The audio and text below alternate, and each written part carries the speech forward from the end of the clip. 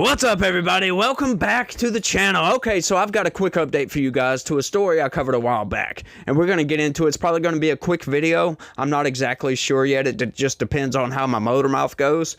If it just takes off and runs, then it's going to be what it is. But, you know, we'll see how it goes. But y'all check this out right quick. Doge scores win on appeal as court rejects labor union challenge. Now, we're going to get into this because I love these types of news articles because they're fraught with illogic, if you will.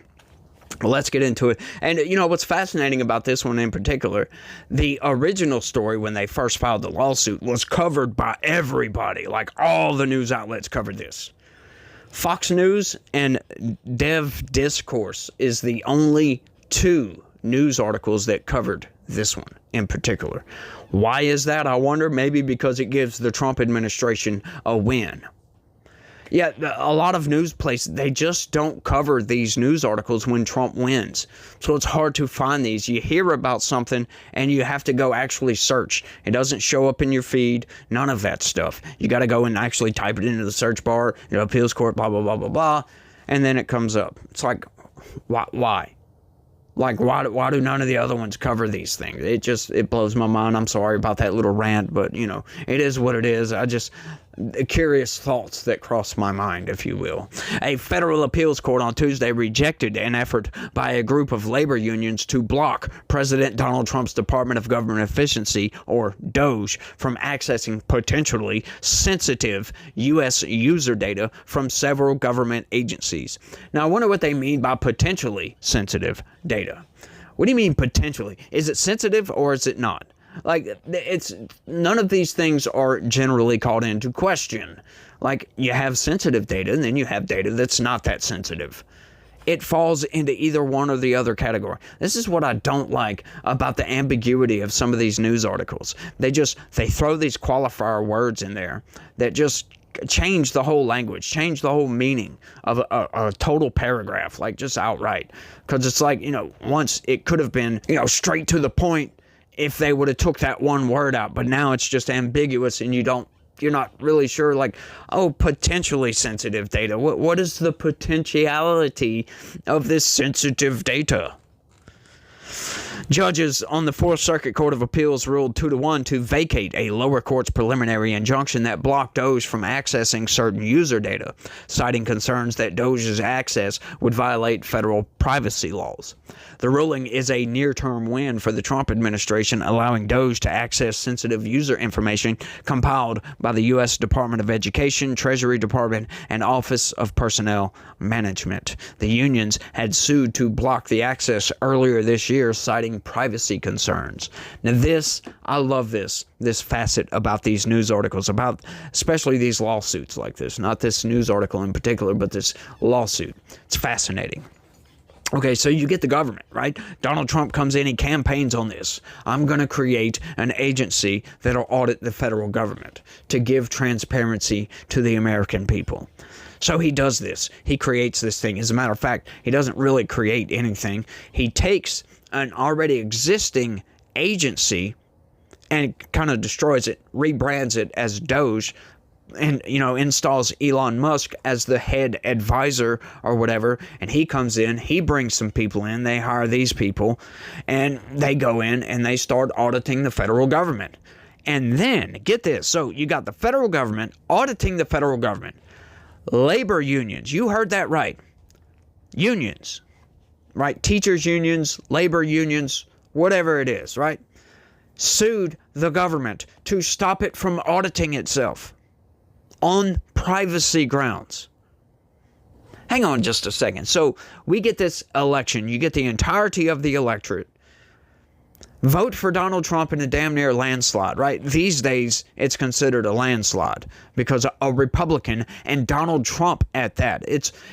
Honestly, it's only a landslide because it's Donald Trump, and all of the discourse, if you will, around Donald Trump is kind of the reason he won the freaking popular vote. And all 7 swing states. That's a landslide. Look, come on, you guys, even you guys that don't like Trump, you got to admit, that's a landslide victory for Donald Trump in particular, right? If it was freaking Ron DeSantis, Yeah, he just won kind of big. You know, he beat whoever, right? Joe Biden. He beat Joe Biden. Screw it. All right, so for Donald Trump, it's a freaking landslide. But so anyway, getting back onto the rails here, because we got derailed for some reason. The entirety of the electorate, right, votes for this. Wins in a landslide. He's like, I'm going to do this when I go in. And this one union or two unions or whatever stop him at every freaking angle. They're trying to stop everything that Doge is doing. That's mind-boggling to me. How, like, do they get a say? Apparently they do. That is just, it blows my mind, the arrogance of some of these places to think that the entirety of the electorate that voted for Donald Trump wants this. He ran on this. This was a campaign promise. Promises made, promises kept. Not if Democrats have anything to say about that. Democrats are doing everything they can to undermine Donald Trump, and it's fascinating. It's ridiculous how our political system works, folks. Our law system, as a matter of fact, that you can sue just about anybody for just about anything. And the courts will hear, most of the time, they'll hear your case.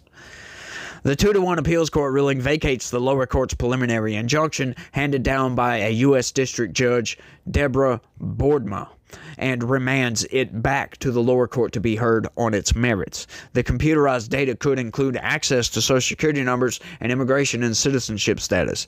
The case will continue to be litigated on the merits, but for now, it is a legal victory for the Trump administration. It's a developing story, and they will get back with us on this. We'll bring some updates to this, but I still find all this fascinating.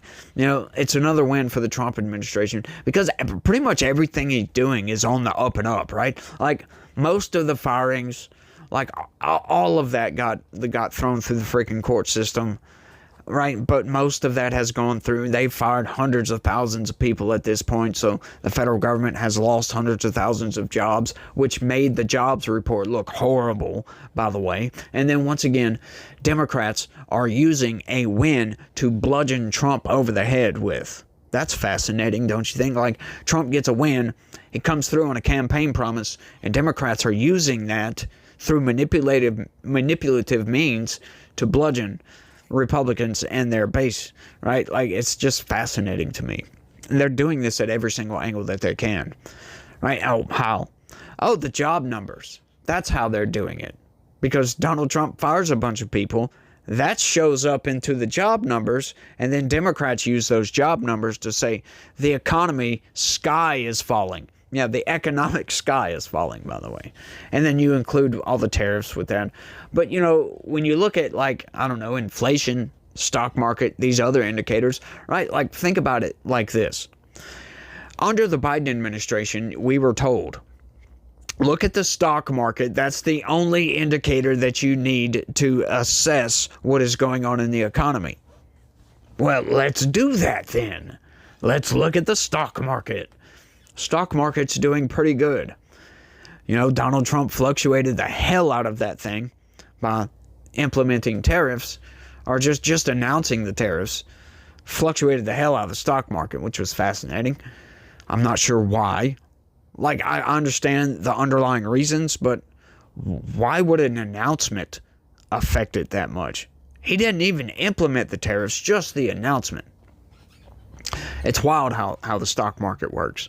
I don't quite understand, like, the underlying reasons why things happen. I understand that they do, and, you know, such and such happens. It'll make, you know, whatever stock go up and down. But, you know, it's like, why does it make it go up and down? Look, like I said, I get, you know, futures and all that other stuff. The underlying stuff, I get that. But I'm talking about underneath that as to why. It's kind of like gravity. Like, you can sit there and explain, well, the more mass something has, the more dense it is and more compressed, blah, blah, blah, the stronger its gravitational pull.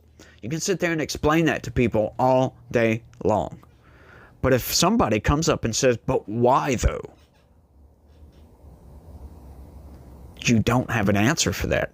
I mean, you could get into the Higgs boson, but, you know, at that point, it's like, well, why does the Higgs boson impart mass to particles, to atoms, to everything? Why does the Higgs field do this? We just don't know. And that's kind of where I'm at on this. Like, why does the stock market fluctuate? Because Donald Trump announces tariffs. I could understand if he implements the tariffs, but just announcing the tariffs can fluctuate the hell out of the market. That's wild to me. Just wild. Like I said, I get all the underlying reasons.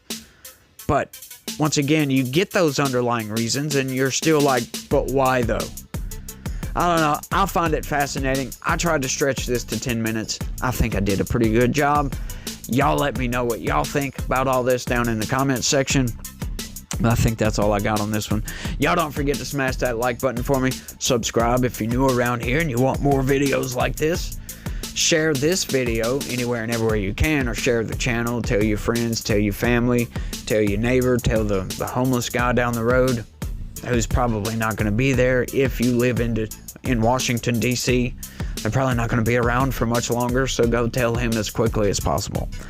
But y'all do all that for me, and y'all try to have a good day. And always remember, folks, that God is always with us, and He loves each and every one of you. And y'all, like I said, stay logical. Peace.